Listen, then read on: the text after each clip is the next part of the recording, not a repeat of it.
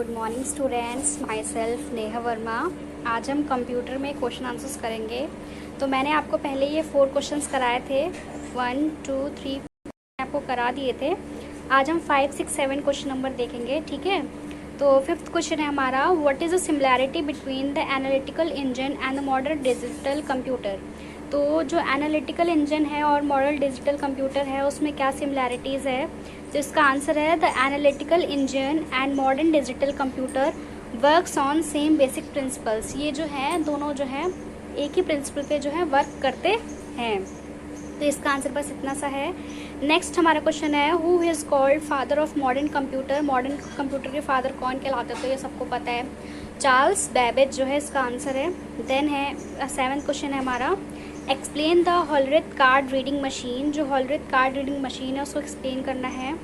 तो इसका आंसर है the Hollerith card reading machine was fabricated by Herman Hollerith. It was the first electromechanical punched card tabulator that used punch card for input, output and instruction। तो आपको ये 3 questions आपको जो है notebook में करने हैं, बाकी के 4 तो आप कर ही चुके। अगर नहीं किए हैं तो आप उन्हें भी कर लोगे और ये भी कर लोगे, learn and right in your notebook. Okay, तो अब हम अपना नेक्स्ट सब्जेक्ट देखते हैं। नेक्स्ट है हमारा इंग्लिश। इंग्लिश में आज हम करेंगे chapter 4, noun and it's kind. तो आप सबको नाउन तो बताया था मैंने पहले, नाउन क्या होता है। Noun is the name of person, place, animal और थिंग। नाउन जो है किसी भी पर्सन या किसी भी प्लेस या किसी भी एनिमल या किसी भी चीज़ का क्या नाम कहलाता है। किसी भी चीज़ का नाम जो है वो क्या कहलाता है, नाउन कहलाता है। बेसिकली जितने भी नाम वाले शब्द होते हैं वो क्या कहलाते हैं, नाउन कहलाते हैं। तो इसी से रिलेटेड यहाँ पे क्वेश्चन दिया गया, क्वेश्चन ए। उस क्वेश्चन में है, read the given nouns and separate them as person, place, animal और thing in the given column. तो यहाँ पे कॉलम 4 कॉलम बनाए गए, पर्सन, प्लेस, एनिमल और थिंग। तो हमें इन्हें सेपरेट करना है। जैसे कि पहला है स्टूडेंट। तो स्टूडेंट क्या है हमारा, पर्सन, तो हमने इसे पर्सन के कॉलम में लिखा। टीचर क्या है, टीचर भी हमारा पर्सन का नाम है तो हमने इसको पर्सन के कॉलम में लिखा। कॉपी क्या है, थिंग है तो हमने इसको थिंग के कॉलम में लिखा। जेब्रा क्या है, एनिमल है तो हमने इसको एनिमल के कॉलम में लिखा। म्यूजियम क्या है, प्लेस है तो हमने प्लेस के कॉलम में लिखा। राधा क्या है, पर्सन है तो हमने इसको पर्सन के कॉलम में लिखा। मिल्कमैन क्या है, पर्सन है तो पर्सन के कॉलम में लिखा। एयरपोर्ट क्या है, प्लेस है तो प्लेस के कॉलम में लिखा। मैन क्या है, पर्सन है तो पर्सन के कॉलम में। डॉक्टर भी पर्सन है तो पर्सन के कॉलम में। जयपुर क्या है, प्लेस है तो प्लेस के कॉलम में। लॉयन एनिमल है तो एनिमल के कॉलम में। पिन थिंग है तो थिंग के कॉलम में। फिश एनिमल है तो एनिमल के कॉलम में। बोट भी थिंग है, थिंग के कॉलम में। सोल्जर क्या है, पर्सन है, पर्सन के कॉलम में। बाइबल बुक है मतलब थिंग है तो थिंग के कॉलम में। लॉयर क्या है, पर्सन है तो पर्सन के कॉलम में। हॉस्पिटल प्लेस है, प्लेस के कॉलम में। क्लाउन क्या है, पर्सन है तो पर्सन के कॉलम में। मिल्क क्या है, थिंग है तो थिंग के कॉलम में। पेन क्या है, थिंग है तो थिंग के कॉलम में। ईगल जो है एनिमल के कॉलम में जाएगा। शूज़ भी थिंग के कॉलम में जाएंगे। मॉल जो है प्लेस के कॉलम में जाएगा। कैट जो है एनिमल के कॉलम में जाएगी। एक्टर जो है पर्सन के कॉलम में जाएगा। किंग भी पर्सन के कॉलम में जाएगा। ट्रीज जाएंगे थिंग के कॉलम में। बुक जाएगी थिंग के कॉलम में। ऑस्ट्रिच जाएगा एनिमल के कॉलम में। आइस भी जाएगा थिंग के कॉलम में। तो आज हम इंग्लिश में केवल इतना ही करेंगे, बाकी नेक्स्ट सब्जेक्ट हम देखते हैं। देन हिंदी व्याकरण में आज हम पढ़ेंगे पार्ट 2। पार्ट 2 का नाम है वर्ण और मात्राएं। तो वर्ण क्या होता है, भाषा की सबसे छोटी इकाई की जो है वर्ण कहलाती है और इसके टुकड़े नहीं किए जा सकते हैं। जैसे कि मोर, तो मोर में म प्लस ओ की मात्रा प्लस र प्लस छोटा आ।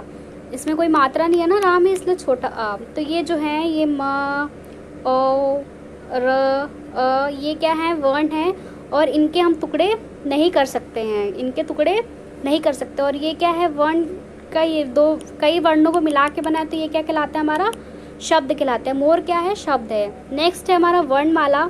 वर्णों के समूह को वर्णमाला कहते हैं। जो वर्णों का समूह होता है वो क्या कहलाता है, वर्णमाला कहलाता है। जैसे अ ई, ये जो हा तक जो हमारे स्वर और व्यंजन होते हैं ये क्या कहलाते हैं, हमारे वर्णमाला कहलाते हैं। तो वर्ण जो है 2 प्रकार के होते हैं, सबको पता है। पहला है स्वर, दूसरा है व्यंजन। तो स्वर क्या होता है, किसी ध्वनि की सहायता के बिना बोले जाने वाले वर्ण को हम स्वर कहते हैं। तो वर्ण जो है वो वर्ण जो बिना किसी ध्वनि की सहायता से बोले जाएं वो क्या कहलाते हैं? स्वर कहलाते हैं। और स्वर कितने होते हैं? 11 होते हैं। कितने होते हैं स्वर? 11 होते हैं। जैसे कि छोटा, बड़ा, छोटी, बड़ी, छोटा ऊ, बड़ा ऊ, री, छोटा ए, बड़ा ए, ओ, आओ, ये आओ तक जितने भी जो स्वर है वो जितने भी वर्ण है वो क्या कहलाते हैं? स्वर कहलाते हैं। नेक्स्ट है व्यंजन। वो वर्ण जो स्वरों की सहायता से बोले जाते हैं, वो वर्ण जो स्वरों की सहायता से बोले जाते हैं वो क्या कहलाते हैं? व्यंजन कहलाते हैं। हिंदी में कुल 33 व्यंजन, मतलब जो 33 व्यंजन है वो मूल व्यंजन कहलाते हैं। उसके अतिरिक्त 2 व्यंजन और होते हैं, अड़ा और ढ। देन क से ह जो है वो तो होते ही हैं व्यंजन, प्लस ये अड़ा और ढ भी हमारे क्या कहलाते हैं? व्यंजन कहलाते हैं। देन उसके बाद आता है संयुक्त व्यंजन। हिंदी में ये जो छ, क्षत्रिय, त्र, ज्ञ और श्र है, ये 4 संयुक्त व्यंजन होते हैं। ये 2 व्यंजनों के मेल से बने होते हैं, इसलिए इनको हम संयुक्त व्यंजन कहते हैं। जैसे कि छ जो है क और श, षटकोण इनसे मिलके बना है। त्र जो है त और र से बना है। ज्ञ जो है ज और अंगा से बना है। श जो है श और रा से बना है। तो ये जो 2 व्यंजनों के मेल से बनते हैं वो क्या कहलाते हैं? हमारे संयुक्त व्यंजन कहलाते हैं। उसके बाद है अनुस्वार। अनुस्वार जो है स्वर के ऊपर लगने वाले बिंदु को हम क्या कहते हैं? अनुस्वार कहते हैं। जैसे कि आप लिख रहे हो गंगा, तो गंगा के ऊपर आपने बिंदी जो लगाई है, ये बिंदी हमारी क्या कहलाती है? अनुस्वार कहलाती है। चंदा, बंदर, चंदन, ये सारे जो हैं कैसे शब्द है? अनुस्वार शब्द है। इसमें क्या जो है? बिंदी लगी है, तो इसमें किसका यूज हुआ है? अनुस्वार का यूज हुआ है। तो जो स्वर के ऊपर जो हम बिंदी लगाते हैं वो चीज क्या कहलाती है? अनुस्वार कहलाती है। देन है अनुनासिक। तो चांद बिंदु वाले जो सर के ऊपर जो हम चांद बिंदु लगाते हैं, चंद्र बिंदु लगाते हैं, उन्हें क्या कहते हैं? अनुनासिक कहते हैं। जैसे कि चांद, आँख, है ना। तो आज हिंदी में बस इतना ही, ठीक है। बाकी अब हम नेक्स्ट क्लास में देखेंगे। तो हम नेक्स्ट सब्जेक्ट देखते हैं अब। देन ईवीएस पे अब हम पेज 17 में क्वेश्चन EF करेंगे। तो इसमें क्वेश्चन E में हमें राइट यस या नो लिखना है। तो फर्स्ट क्वेश्चन देखो, is hen an oviparous animal. तो मैंने आपको बताया था ओविपेरस एनिमल वो होते हैं जो कि एग्स जो है ले करते। तो हैन क्या है? अंडे देती है, यस। तो ये जो स्टेटमेंट है हमारा सही है, yes. Living beings have an indefinite life span. तो लिविंग बींग्स की जो है लाइफ स्पैन कोई उनका आता पता नहीं है, ऐसा गलत है, क्योंकि लिविंग बींग्स की जो है डेफिनेट लाइफ स्पैन होती है। Male birds produce egg. तो क्या मेल जो बर्ड्स होती है वो एग प्रोड्यूस करते हैं? नहीं। जो फीमेल बर्ड्स होती है वो क्या है? एग्स जो है प्रोड्यूस करती है। तो ये भी स्टेटमेंट क्या है? नो है, सही नहीं है। Only human beings take care of their kids. जो ह्यूमन बींग्स हैं वही केवल अपने बच्चों की देखभाल करते हैं। तो बिल्कुल गलत, क्योंकि एनिमल्स भी जो अपने बच्चों की देखभाल करते हैं। तो Joy remains in its mother pouch safely. तो जॉय आपको पता है कंगारू के बेबी को हम जॉय कहते हैं, और कंगारू जो है अपने बेबी को अपने जो पाउच होता है उसमें जो है सेफली रखती है। तो ये स्टेटमेंट भी क्या है? यस है। The birds do not reproduce. जो बर्ड्स हैं वो रिप्रोड्यूस नहीं करती, बिल्कुल गलत है, बर्ड्स भी रिप्रोड्यूस करती हैं।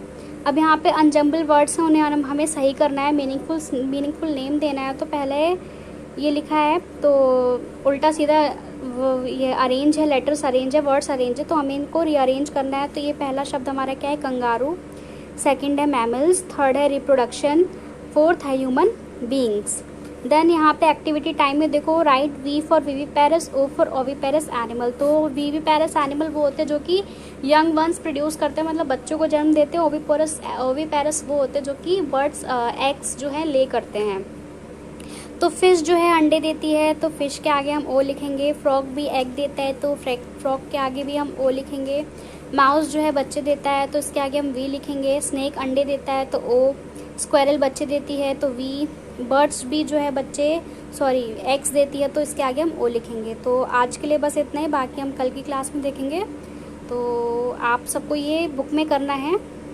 तो आप हम मिलते हैं नेक्स्ट क्लास में, तब तक के लिए बाय बाय।